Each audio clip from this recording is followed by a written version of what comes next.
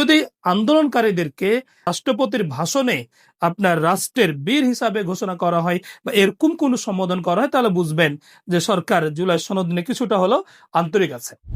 বিসমিল্লাহির রহমানির রহিম। আপনারা যে যেখান থেকে বিশাল ওপেনের আলোচনাটি দেখছেন, সকলকে জানাচ্ছি শুভেচ্ছা ও সালাম। আসসালামু আলাইকুম। এ সরকার জুলাই সনদ নিয়ে কতটুকু আন্তরিক বা আন্তরিক নয়, এটা বেশ কিছু ভাবে বোঝা যাবে। আপনাদেরকে আমি বলি কিভাবে বোঝা যাবে। প্রথমত, রাষ্ট্রপতি যে ভাষণটা দিবেন, সে ভাষণে এই জুলাই আন্দোলনকারীদেরকে নিয়ে রাষ্ট্রপতি কি ধরনের বক্তব্য রাখছেন তার উপর প্রেক্ষাপটে বোঝা যাবে যে সরকার জুলাই সনদ নিয়ে আন্তরিক কিনা। যদি আন্দোলনকারীদেরকে রাষ্ট্রপতির ভাষণে আপনার রাষ্ট্রের বীর হিসাবে ঘোষণা করা হয় বা এরকম কোনো সম্বোধন করা হয়, তাহলে বুঝবেন যে সরকার জুলাই সনদ নিয়ে কিছুটা হলো আন্তরিক আছে। আরেকটা দিক আপনাদেরকে আমি বলি বোঝার জন্য, যে এই যে জুলাই আমাদের যে সনদ, সেখানে বলা আছে যে স্পিকার একজন হবেন এবং ডেপুটি স্পিকার হবেন দুইজন। ডেপুটি স্পিকার, যিনি প্রথম ডেপুটি স্পিকার হবেন, তিনি বিরোধী দল থেকে, আর দ্বিতীয় ডেপুটি স্পিকার চাইলে সরকারি দল থেকে হতে পারেন।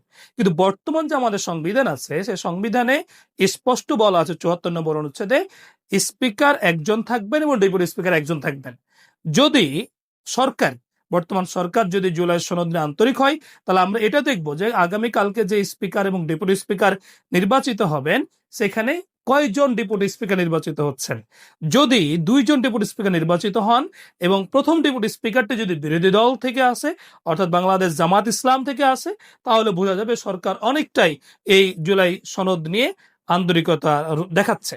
আরেকটি বিষয় হচ্ছে যে গণভোটের যে অধ্যাদেশ ২০২৫ রয়েছে, এটা তারা পাশ করে কিনা, বা জুলাই যে অধ্যাদেশ যেটা রয়েছে, জুলাই আন্দোলনকারীদের সুরক্ষা বা দায়মুক্তি নিয়ে যে অধ্যাদেশটা রয়েছে, এটি সরকার অনুমোদন করে কিনা, এগুলো দেখার বিষয়।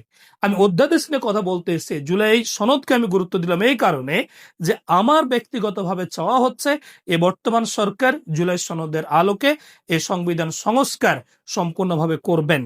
এটি একটি আমার কাছে চাওয়া।